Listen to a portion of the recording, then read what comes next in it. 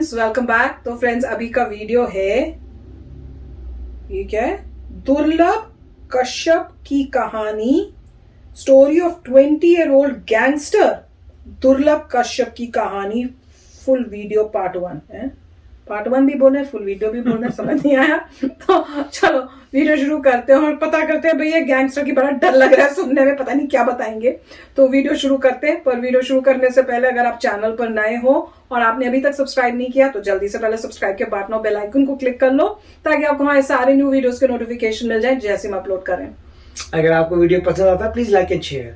चलिए शुरू करते हैं। इसमें मेरे को हंसी इसलिए आ रही थी क्योंकि इसी पॉइंट पे कि भाई साहब ये फुल वीडियो है मगर ये पार्ट 1 है उसका। तो मैं भी तो ये बोली थी वो फुल वीडियो का, या फिर इनका कहने का मतलब होगा कि फुल वीडियो का पार्ट 1 है, मतलब एक्चुअल फुल वीडियो कुछ और है। हाँ, उसका उस फुल वीडियो का पार्ट 1 ये है। अच्छा। मगर कंफ्यूजन हो जाती है क्योंकि ये जो भी है हिंदी इंग्लिश मिक्सिंग से। तो देख के पता चलेगा ये पार्ट 1 है कि फुल वीडियो है। तो वीडियो शुरू करते हैं।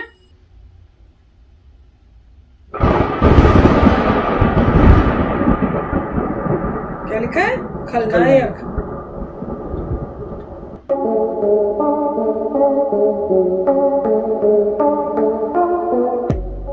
बड़े बाल, आंखों में सुरमा, माथे पर लाल टीका और गले में काला कपड़ा, कंधे पर गमछा, यही पहचान था दुर्लभ कश्यप का। आखिर कौन था दुर्लभ कश्यप और कहां का रहने वाला था, और कैसे इतनी छोटी सी उम्र में अपराध की दुनिया का बेताज बादशाह बनने का सपना देखने लगा। दोस्तों, अभी तक आपने कई गैंगस्टरों के बारे में सुना होगा, जैसे श्री प्रकाश शुक्ला, मुन्ना बजरंगी, मुख्तार अंसारी, ब्रजेश सिंह, धनंजय सिंह। लेकिन सब लगभग उम्र की उस दहलीज पर पहुंच गए थे जहां से जराइम की दुनिया में एंट्री करना बहुत आसान होता है। लेकिन बीडीएफ न्यूज की क्राइम सीरीज खलनायक में आज हम एक ऐसे गैंगस्टर की कहानी बताने जा रहे हैं जो बहुत ही कम उम्र में अपराध की दुनिया में अपना नाम स्थापित करना चाहता था। नाम दुर्लभ कश्यप, उम्र 16 साल, पेशा अपराध। मध्य प्रदेश के उज्जैन जिले के कम उम्र के लड़कों के गिरोह का सरगना था दुर्लभ कश्यप। उसकी उम्र अपने भविष्य को संवारने की थी, लेकिन होश संभालने के साथ ही उसकी चाहत मशहूर होने की हो गई, और अपने इसी सपने को पूरा करने के लिए उसने अपराध जगत में कदम रखा, और अपने इस कदम में उसने सहारा लिया सोशल मीडिया का। उज्जैन जिले के उसके जैसे सैकड़ों युवा उसके साथ जुड़ते चले गए। पुलिस को चकमा देने के मामले में उसने बड़े बड़े अपराधियों को भी पीछे छोड़ दिया था और अपराध करने में दाऊद की राह पर था। लेकिन कहते हैं कि बुरे काम का बुरा नतीजा। एक दिन ऐसा आया जब एक गैंग वॉर में उसकी हत्या हो गई और वो हमेशा हमेशा के लिए मशहूर हो गया। दुर्लभ कश्यप उम्र के इस पड़ाव पर था जहां हर बच्चा बड़ा होकर डॉक्टर, इंजीनियर या पुलिस में जाकर बड़ा अधिकारी बनने का सपना देखता है, लेकिन उसे तो कुछ और ही बनना था। दुर्लभ युवकों के बीच काफी फेमस था और उस दौर में 16-17 साल के युवा बहुत तेजी से उसके साथ जुड़ते चले जा रहे थे। अपराध की दुनिया में शामिल होने वाले युवक दुर्लभ कश्यप को एक आइकॉन की तरह देखने लगे थे। सोशल मीडिया के जरिए शहर में अपना खौफ फैलाने के लिए की गई पोस्ट में भी कश्यप का नाम चर्चा में रहता था। दुर्लभ कश्यप हमेशा अपने माथे पर गोल्ड टीका, आंखों में काजल और गले में ब्लैक कपड़ा डालता था। अपनी इस लाइफ स्टाइल की वजह से वो और भी चर्चित रहता था। आखिर दुर्लभ की मौत कैसे हुई, ये भी हम आपको बताएंगे। 2 साल पहले दुर्लभ कश्यप ने अपने फेसबुक वॉल पर एक पोस्ट डालकर दहशतगर्दी फैलाने का काम शुरू किया, और उसने बाकायदा इसके लिए रेट तय कर दिया। दुर्लभ जैसे कपड़े पहनता था, उसके गैंग के सदस्य भी ठीक वैसे ही कपड़े पहना करते थे, या फिर यूं कहें कि उसकी गैंग का ये ड्रेस कोड बन चुका था। ये गैंग सोशल मीडिया पर पोस्ट के जरिए लोगों को अपनी तरफ आकर्षित करता था। कैसे? इस गैंग का फेसबुक पोस्ट होता था, अगर कोई गैंगस्टर किसी को परेशान कर रहा हो या कोई विवाद हो, कोई भी बात हो, छोटा हो बड़ा हो, हम सब निपटा देंगे। और धीरे धीरे पूरे उज्जैन शहर में इस गैंग के नाम की तूती बोलने लगी। और आ गया साल 2018, जब दुर्लभ ने फेसबुक पर एक पोस्ट करके दहशत फैला दी और पहली बार इस गैंग के 23 लोगों को गिरफ्तार किया गया। पुलिस ने अक्टूबर 2018 में उस समय इस नई गैंग के 23 सदस्यों को गिरफ्तार किया, जो कि कम उम्र के थे। इसमें कुछ नाबालिग भी थे। गुंडागर्दी, मारपीट, लोगों को डराने के मामले में केस दर्ज हुआ। दुर्लभ कश्यप का फेसबुक पर स्टेटस था कि वो कुख्यात बदमाश, हत्यारा और अपराधी है। कोई सा भी विवाद हो, कैसा भी विवाद हो, तो उससे संपर्क करें। इसी के साथ इन लोगों की प्रोफाइल पर हथियारों के साथ पोस्ट, धमकाने और दहशत फैलाने वाली पोस्टें भी डाली जाती थी। गैंग के लोगों की फेसबुक आईडी का संचालन करने के लिए एक टीम बना रखी थी जो दहशत फैलाने वाली पोस्ट करते थे। इस आईडी से जेल में बंद लोगों की भी फोटो पोस्ट की गई।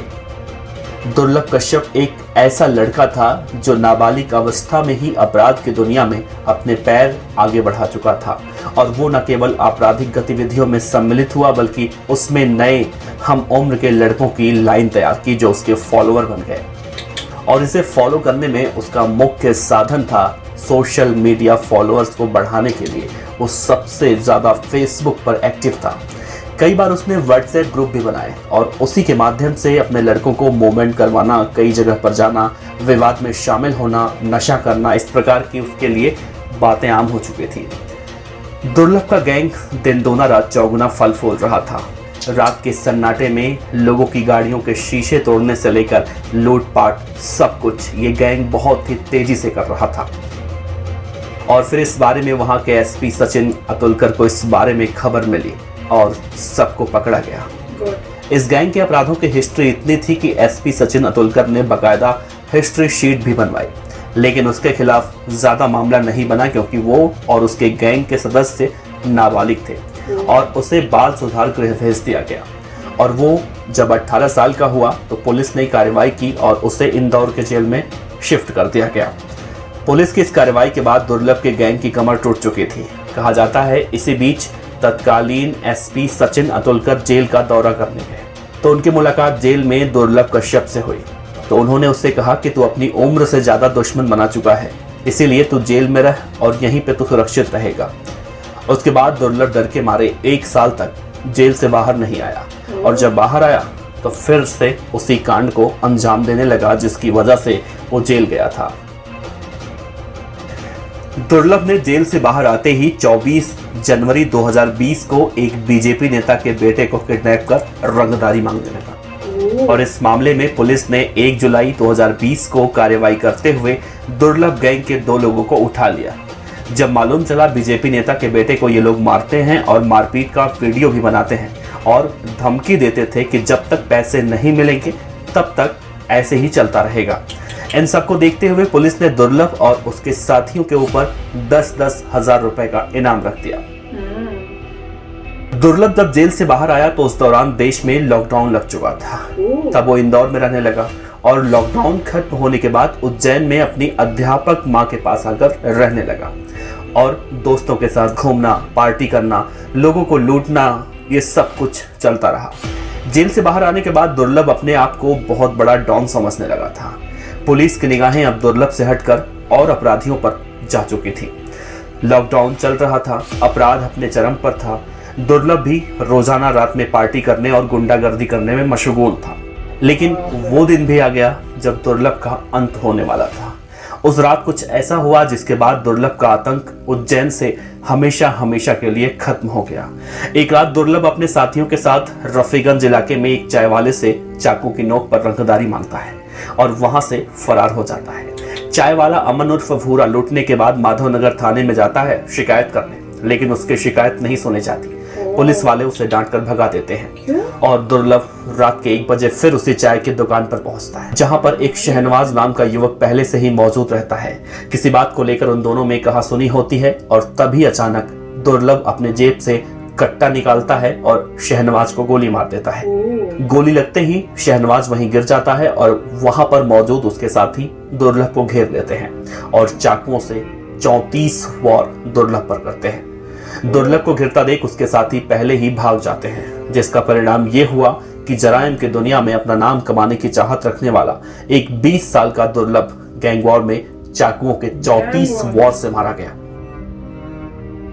इस घटना का मुख्य गवाह बना वो चाय वाला और उसकी निशानदेही पर दुर्लभ के कई साथियों को गिरफ्तार भी किया गया। लेकिन गिरफ्तार होने के बाद दुर्लभ के एक साथी अभिषेक ने कहा कि शहनवाज को गोली लगने के बाद जब उसके साथी दुर्लभ को चाकुओं से मार रहे थे तो चाय वाले अमन उर्फ भूरा ने चिल्लाकर कहा था कि शादाब भाई जान से मार दो उसको, उसे जिंदा मत छोड़ना। पुलिस अपनी जांच पड़ताल में लगी रही और दुर्लभ कश्यप की हत्या के करीब 2 महीने के बाद यह खबर आई कि इस हत्याकांड का मुख्य आरोपी श्रीराज बाबा उर्फ चाय वाले ने जेल में आत्महत्या कर ली। दोस्तों, दुर्लभ कश्यप की कहानी बताने का मकसद हमारा सिर्फ और सिर्फ इतना है कि बुरे काम का अंजाम बुरा ही होता है।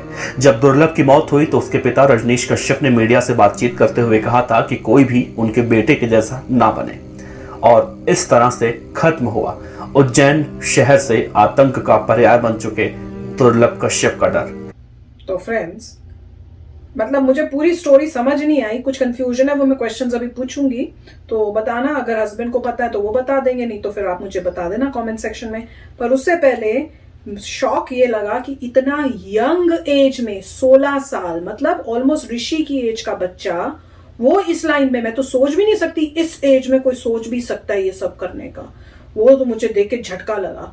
और इतना मतलब गलत डायरेक्शन में चले जाना और अपना मतलब लगा के वो माला पहन के काला करके, मतलब मेरे ख्याल से जरूर कोई मेंटल प्रॉब्लम ही होगी ऐसे लोगों में। कईयों में होता है ना कि इवलनेस होती है, राइट रॉन्ग नहीं, उनको अट्रैक्शन ही गलत गंदे कामों में हो जाती है, उस टाइप की कोई प्रॉब्लम होगी। नहीं तो कोई अच्छा एक इंसान, अच्छा का इंसान जो है वो, और भी इतनी यंग एज में, कई होते होंगे इस टाइप से। बहुत शॉकिंग था। और उससे बड़ा शॉक लगा कि फेसबुक में जाके जिस तरफ से लिखा, कौन लिखता, और पुलिस को फेसबुक वालों को कुछ पता ही नहीं चल रहा, उसी टाइम एक्शन लेना चाहिए जब फर्स्ट पोस्ट यहाँ पे इस टाइप से आई है।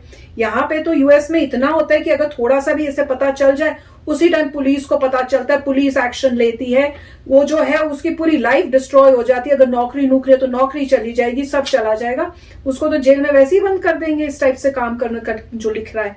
और ये तो खुलेआम कि भैया आपको कोई भी इस टाइप से काम करवाना है तो हमें बताओ। और लोगों को अपनी एज के और अपने से छोटे बच्चों को, लड़कों को लेके कर रहे हैं। वो बच्चे क्योंकि यंग एज है, दिमाग नहीं है भाई क्या राइट क्या रॉन्ग क्या नहीं करना, तो बड़ी दुख की बात है। अब क्वेश्चन ये है कि इन्होंने जो बताया कि लास्ट में कैसे मरे, तो पहले मुझे लगा था इनकाउंटर में मरे हैं, पर जैसे ये बता रहे हैं कि वहीं वापस जहां चाय वाला था उसी के पास फिर से गया, और फिर क्या वहां पे कोई लड़का खड़ा था, उस लड़के से क्या लड़ाई शुरू हो गई, और वो लड़का भी किसी और गैंग का था क्या, और जब उसने उसको गन से मारा तो उसके जो बाकी साथ के लड़के थे उन्होंने चाकू से इसको मार दिया। समझ नहीं, अगर आपके पास गन है तो आप शूट कर सकते हो। और फिर उन्होंने जो बोला कि चाय वाले को बंद कर दिया उसके खून के जुर्म में, अब चाय वाले को कैसे क्यों बंद कर दिया? नहीं, पहले चाय वाले को परेशान किया था। चाय वाले को बोलते रहे कि उसने छुरे के नोक से उससे चाय ली, चाय नहीं उससे वो लिया, जैसे कहते हैं ना कि आप महीने का मुझे वो पैसा दो टाइप। हाँ, तो जो भी है, पहले चाय वाले को परेशान किया। हाँ, तो फिर चाय वाला पुलिस के पास गया, वो पुलिस के पास गया था, पुलिस ने कुछ नहीं किया, फिर वापस आया तो कह रहे फिर ये वापस गया। वहाँ पे दूसरे गुंडे लोग थे, दूसरे क्या बोलते हैं ग्रुप के। हाँ, और फिर कुछ जो भी। हाँ, पर चाय वाले को क्यों जेल में बंद कर दिया? इसमें मैं ज्यादा दिमाग नहीं लगाऊंगा क्योंकि मेरे को यही कॉन्सेप्ट समझ नहीं आ रहा कि कौन सा ऐसा इंसान हो सकता है जो चाहता हो गैंगस्टर बनना। नॉर्मली मजबूरी मतलब नॉर्मली कुछ ऐसे बच्चे होते हैं जिन पे अब्यूज होता है एज अ चाइल्ड, जिनके घर में कोई प्रॉब्लम्स है, बचपन से अब्यूज हो रहा है, मेस्ड अप फैमिली है, तो उनका ऐसा आउटलुक बन जाता है कि बदले की भावना के साथ वो बुरे बन जाते हैं कि उन पे जुल्म किया है, इतना हुआ है, तो बदले की आग में वो इंसान बुरा कर्म करता है और फिर और बुरा करता चला जाता है और खत्म हो जाता है। तो बदले की आग है। नॉर्मली वो होते हैं जिनको कोई गाइड करने वाला नहीं होता, जिनकी जिंदगी में कोई अच्छा इंसान आया ही नहीं, अनफॉर्चुनेटली अच्छा ही नहीं कभी देखी जिसने, मतलब ऐसा बुरा कि वो इंसान उस फैमिली में पैदा हुआ जहां बुरे लोग हैं, सब बुराई चल रही है और वहां पे सिर्फ बुरे लोग ही नजर आ रहे हैं। उस इंसान को कभी कोई अच्छा इंसान मिला ही नहीं, उसने कोशिश की मगर बुरा होता रहा, उसके ऊपर दुर्व्यवहार हुआ, तो अल्टीमेटली वो इंसान जो है अपने बदले की आग में बुरा बन जाता है और दुनिया भर में बुरा करता है और काम मतलब जो भी चले आता है इस दुनिया से। तो वो एक होता है, मगर ऐसा मैंने नहीं देखा जो एक बंदा बोलेगा मैं बनना चाहता हूँ गैंगस्टर, मैं बनना चाहता हूँ बुरा इंसान, मैं बनना चाहता हूँ जो औरों को मारना चाहता हूँ, मैं बनना चाहता हूँ जो सोसाइटी में हार्म करना चाहता हूँ, मैं चाहता हूँ कि ये सब काम करूँ, तो वो बंदा जो है वो तो मेरे ख्याल से फिट नहीं है समाज में रहने लायक। उनको तो एग्जैक्ट साइकेट्रिक इवैल होना चाहिए, उनको सीधा किसी साइकेट्रिक वार्ड में डाल के साइकेट्रिक वार्ड जेल का जो होता है ना, जेल का कि वो लोग बियॉन्ड रिपेयर हैं। और वो इसकी वजह से हैं क्योंकि वो गलत एनवायरनमेंट में पैदा हुए, जिस भी एनवायरनमेंट पैदा हुए वहां सब बुरे लोग थे, जो भी रीजन था बेचारे का हो गया।